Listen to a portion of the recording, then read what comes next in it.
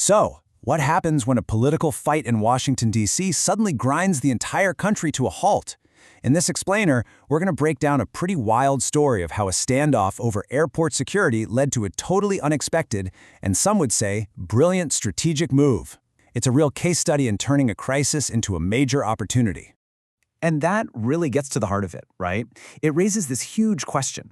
How can a leader take a public mess, chaos at airports, and actually flip it to their political advantage? Let's dive into how one administration didn't just deal with a crisis, but you could argue weaponized it.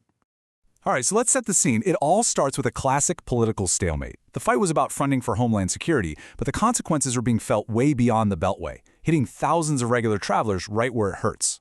And this wasn't just a weekend shutdown. We're talking 35 days. Think about that. For over a month, this critical government agency was in limbo without its funding, and you bet the effects started to pile up fast. And here's where it got real for everybody else. This wasn't just a headline anymore. You had TSA officers showing up to work for a month without a paycheck. Hundreds of them just quit. At one point in Houston, more than half the security staff just called out. And the result? Absolute chaos. We're talking massive, 3-hour-long security lines that were paralyzing airports all over the country. So, you're probably asking why. What was the actual fight about? Well, according to the analysis we're looking at, Democrats blocked the funding bill for the Department of Homeland Security, or DHS, 5 different times. The goal was to put pressure on the administration to scale back the activities of Immigration and Customs Enforcement, ICE, especially when it came to mass deportations. Okay, so the situation at the airports is getting worse by the day. Public anger is boiling over, and the administration is in a tough spot.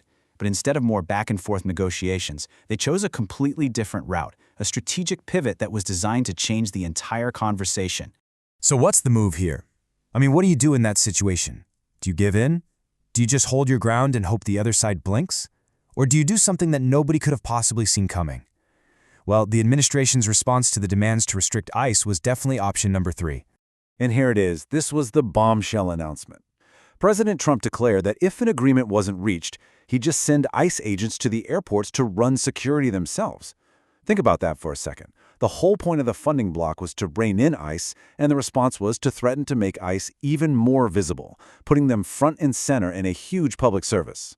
Now, to really understand the logic behind this move, we've got to look at a concept our source calls 80-20 politics. So what in the world is that? Okay, so the idea behind 80-20 politics, as it's laid out here, is actually pretty simple. The strategy is to latch your argument onto an issue that almost everyone, like 80% of the public, agrees with.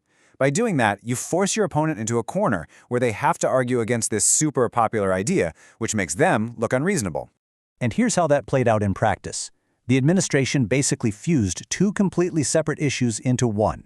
First up, airport security. That's a no-brainer, right? Everybody wants safe and fast airports. The second issue was border enforcement.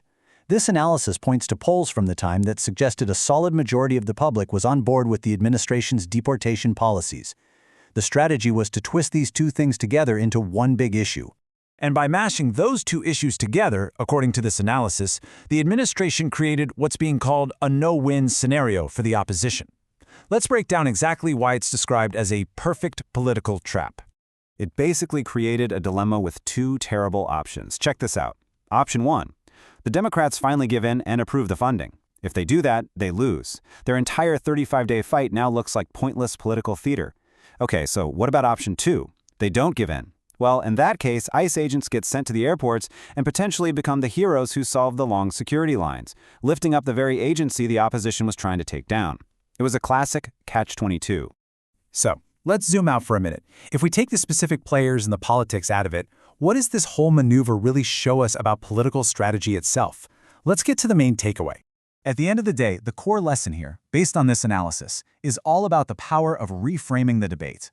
It shows that if a political actor is feeling the heat on one issue, they can completely change the game by linking their controversial stance to something else that is overwhelmingly popular. All of a sudden, you're not just debating one thing anymore, you're debating both.